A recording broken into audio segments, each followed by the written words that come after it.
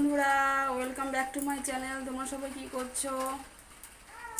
সবাই কাজ করছো জানি, আমিও কাজ করছি। আর আমি আজকে রান্নাঘরে চলে আসছি রান্না করতে। আর দেখো আমি ঘেমে জ্বলে উঠে গেছি।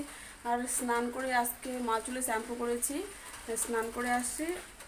স্নান টান করে একবার রান্না বসাচ্ছি। আর আজকে আমি তোমাদের সাথে শেয়ার করব যে আমার মেয়েকে আমি কিভাবে রান্না করে খাওয়াই, মানে কী সবজি রান্না করে খাওয়াই, সেটা তোমাদের সাথে শেয়ার করবো। তো দেখতে থাকো আমার ভিডিওটা।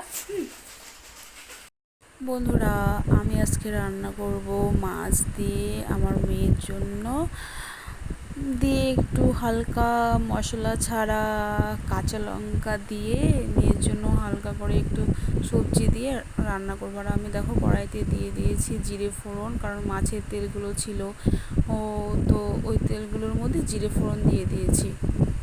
আর মেয়েরটা আগে রান্না করছি, কারণ অনেক পৌনে একটা বেজে গেছিলো তখন, আর মেয়ের খাওয়ার টাইম হয়ে গেছিলো। এর জন্য সবার প্রথমে মেয়েরটাই বসালাম, মাছটা ভেজে কোনো কথা নেই, মেয়েরটাই বসালাম আগে। আর আমি আমার মেয়ের এই দেখতে পাচ্ছ সবজির মধ্যে কী কী দিয়েছি জানো?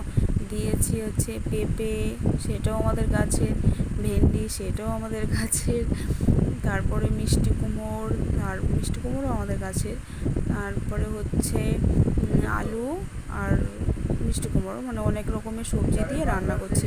আর এই পাশে হাঁড়িতে গরম জল দিয়ে রেখেছিলাম, আর গরম জল দিলে রান্নাটা তাড়াতাড়ি হয়ে যায়। আর এখন জলটা দিয়ে দিয়েছি একটু ভেজে। আর আমি এখন অপেক্ষায় আছি কখন সিদ্ধ হবে, কখন সিদ্ধ হবে, কারণ অল্প রান্না তো, অল্প সবজি, তাই সিদ্ধ হতে একটু দেরি হয়। আর বারবার ঘেটে ঘুটে দেখছি সিদ্ধ হচ্ছে কি না, বারবার ঘেটে ঘুটে দেখছি। আর রান্নাঘরে বসে আছে, বসে বসে কী করব দেখি, এই এই মানে বাটিটা খালি করতে হবে, তার জন্য বাটিটা একটু জল দিয়ে ধুয়ে নিলাম, কারণ আমার সবজিটা অনেকটা হয়ে গেছে এই সবজিতে এখন নামাবো বাটির মধ্যে। এর জন্য বাটিটা একটু হালকা করে ধুয়ে নিলাম। বাটিটা পরিষ্কার ছিল, তবুও লঙ্কা ছিল, তাই ঝাল লাগবে, তার জন্য মেয়ের জন্য আমার রান্নাটা হয়ে গেছে। তো দেখতে পাচ্ছ তেল মশলা ছাড়া। তো আজকে এতটুকুই ভিডিওটা। গুড নাইট বন্ধুরা।